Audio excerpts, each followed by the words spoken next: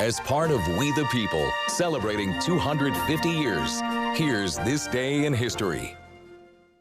Well, as we continue celebrating America's 250th birthday, we're highlighting our We the People series, the people, places, and things of the past that have shaped our country into what it is today. Yeah, here's Chief Meteorologist Charlie Shortino with This Day in History. Hello again. On this day, August 16th, back in 1977, music icon Elvis Presley died at the age of 42. Doctors said he died of a heart attack, likely brought on by his addiction to prescription drugs. The death of the king of rock and roll brought legions of mourning fans to Graceland, his mansion in Memphis.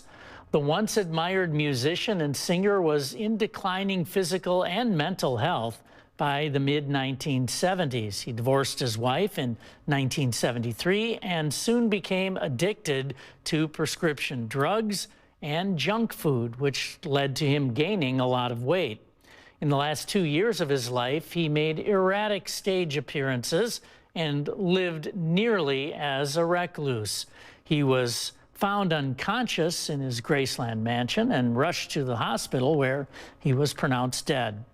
He was buried on the grounds of Graceland, which continues to attract fans and has been turned into a highly successful tourist attraction. Presley also performed in Madison a few months before he died, and he allegedly stopped a fight between 3 people at a gas station before performing in Dane County. The location of this incident is now commemorated with a small plaque near the corner of East Washington Avenue and Highway 51. That's This Day in History for August 16th. For We the People, I'm Charlie Shortino.